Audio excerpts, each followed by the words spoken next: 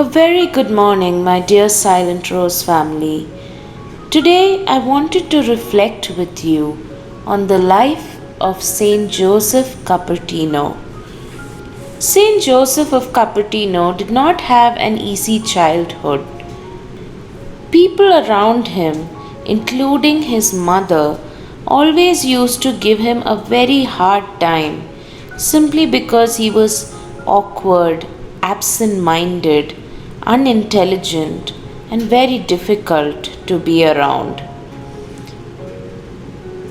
Saint Joseph of Cupertino was a very intellectually dull child who constantly found himself in very trying or terrible situations. While the world saw him as a dull boy, in God's eyes he was a very, very special person. At the age of 8, Saint Joseph used to receive ecstatic divine visions.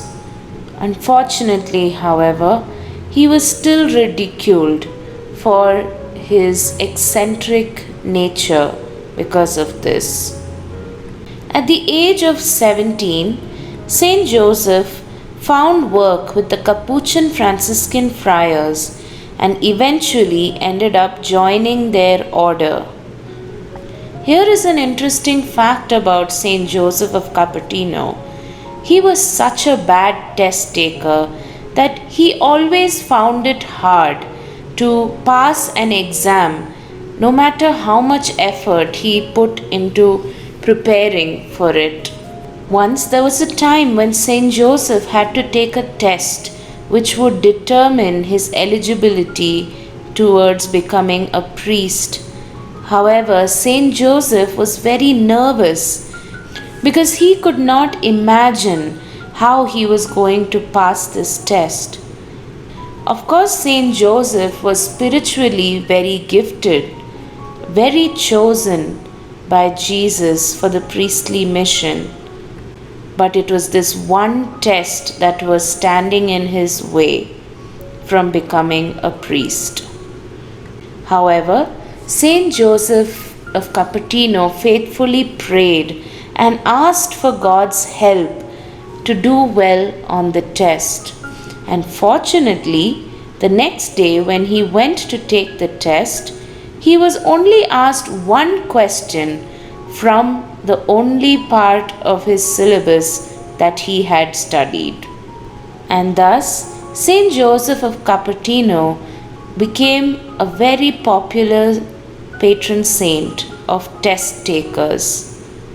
Through him, God showed that no matter what the obstacles, if there is something that God needs to fulfill through you, God will stay with you and help you figure out the best way to reach the destination that He has planned for you.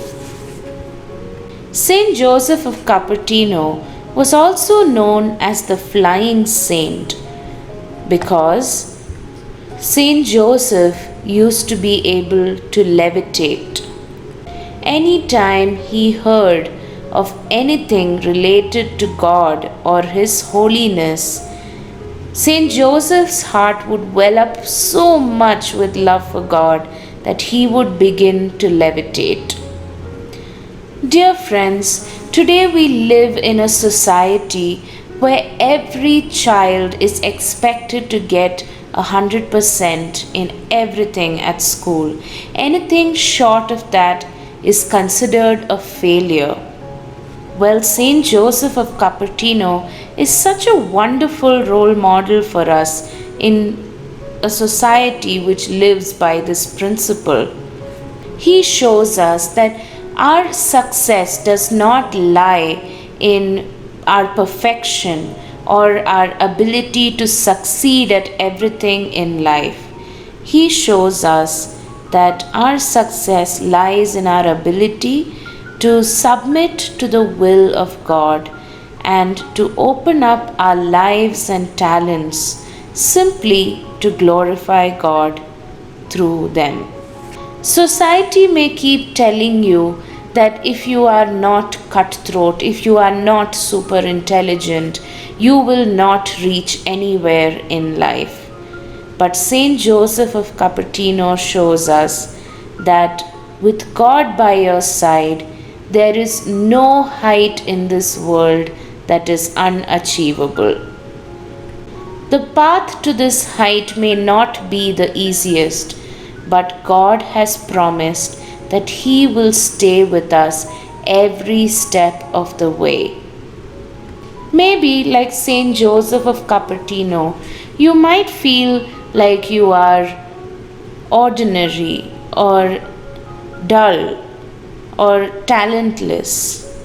But this is far from the truth, because though you may be ordinary, God calls you to do extraordinary things in your life. All you need to do is to open up your life and your abilities to God. God's ways are different from the world's ways. What the world sees as success may be loss in God's eyes, but what the world sees as a loss may be the biggest success that you can present in God's eyes.